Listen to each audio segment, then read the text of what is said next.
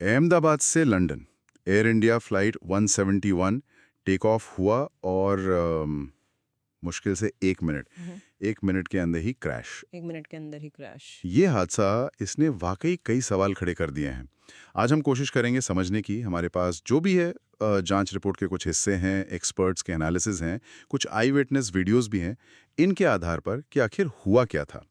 मतलब मिशन ये है कि देखें कि जांच कहाँ तक पहुंची है, क्या सुराग मिले हैं। चलिए इस उलझी हुई गुत्थी को थोड़ा सुलझाने की कोशिश करते हैं। सबसे पहले बात करते हैं ब्लैक बॉक्स की। नाम तो सुना ही होगा सबने। इसमें दो हिस्से होते हैं, एक तो सीवीआर कॉकपिट वॉइस रिकॉर्डर जिसमें पायलट की बातें रिकॉर्ड होती हैं, और दूसरा एफडीआर फ्लाइट डेटा रिकॉर्डर जो प्लेन की सारी टेक्निकल जानकारी रखता है। मिले तो हैं ये दोनों, पर हालत काफी खराब थी, क्षतिग्रस्त थे। इन्हें दिल्ली भेजा गया है। हाँ बिल्कुल, और क्योंकि वो क्षतिग्रस्त थे तो उनसे डेटा निकालना काफी पेचीदा काम था, मतलब एक चुनौती थी। इसमें कई लोग शामिल थे, अपनी एआई भी है, अमेरिका की एनटीएस भी, बोइंग वाले, और वो कंपनी भी जिसने ब्लैक बॉक्स बनाया। काफी मेहनत के बाद 25 जून को डेटा डाउनलोड तो कर लिया गया है, पर उसका विश्लेषण वो अभी चल रहा है, उसमें वक्त लगेगा। और ये बात भी तो है कि पूरा हादसा टेक ऑफ से लेकर क्रैश तक 60 सेकंड से भी कम में हो गया। इतनी तेजी से सब कुछ। तभी एक्सपर्ट्स कह रहे हैं कि ये बिल्कुल एक क्या कहते हैं, उलझे हुए धागे के गोले जैसा है। हाँ, ये बहुत महत्वपूर्ण है। सब कुछ लगभग एक साथ हुआ। तो जांचकर्ता क्या कर रहे हैं, वो कई अलग-अलग सबूतों को एक साथ रखकर पूरी तस्वीर बनाने की कोशिश कर रहे हैं। जैसे वो चश्मदीदों की वीडियोस, हाँ, उन वीडियोस में क्या खास देखा? उनमें कुछ चीजें साफ दिख रही हैं, जैसे कि लैंडिंग गियर, वो टेक ऑफ के बाद अंदर नहीं गया, और शायद विंग फ्लैप्स भी सही पोजीशन में नहीं थे, ऐसा लगता है। और सबसे सबसे अहम बात जो दिखी, वो विमान के नीचे से आरएटी का बाहर निकलना, रैम एयर टर्बाइन। अच्छा, ये आरएटी, ये तो इमरजेंसी में ही निकलता है ना? इसका मतलब क्या हुआ कि प्लेन की मेन पावर चली गई थी पूरी तरह से? बिल्कुल सही पकड़ा आपने। आरएटी तभी डिप्लॉय होता है, अपने आप खुलता है, जब विमान के सारे पावर स्रोत फेल हो जाएं। मतलब या तो टोटल इलेक्ट्रिकल फेलियर हो या टोटल हाइड्रोलिक फेलियर, या फिर जो कि सबसे ज्यादा चौंकाने वाली बात है, दोनों इंजन एक साथ फेल हो गए हों, डुअल इंजन फेलियर। दोनों इंजन एक साथ? हाँ, सबूत इसी तरफ इशारा कर रहे हैं, टोटल पावर लॉस की तरफ। लेकिन 787 ड्रीमलाइनर जैसे मॉडर्न प्लेन में ड्यूल इंजन फेलियर, वो भी टेक ऑफ के ठीक बाद, ये तो मतलब कहते हैं अरबों में एक बार होता है। बहुत ही रेयर। हाँ, बेहद दुर्लभ।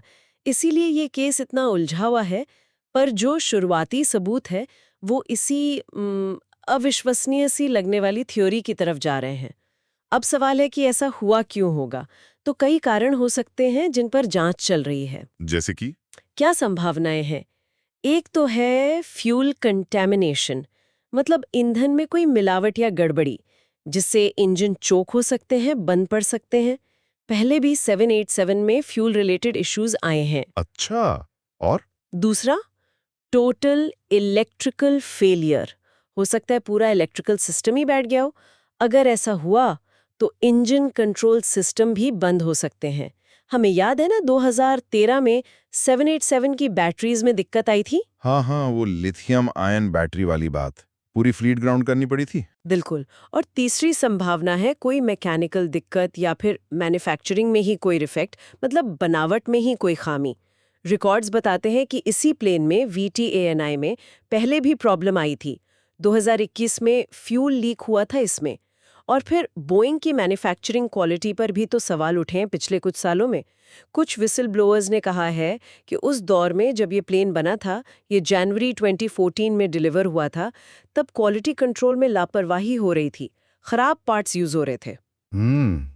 एक थियरी पायलट एरर की भी तो थी शुरू में, क्या उसका कुछ पता चला? हाँ, वो शुरुआती अटकलों में था, लेकिन देखिए, कैप्टन सुमित सबरवाल और फर्स्ट ऑफिसर क्लाइव कुंदर दोनों ही काफी अनुभवी पायलट थे, और 787 जैसे प्लेन में वार्निंग सिस्टम भी बहुत एडवांस्ड होते हैं।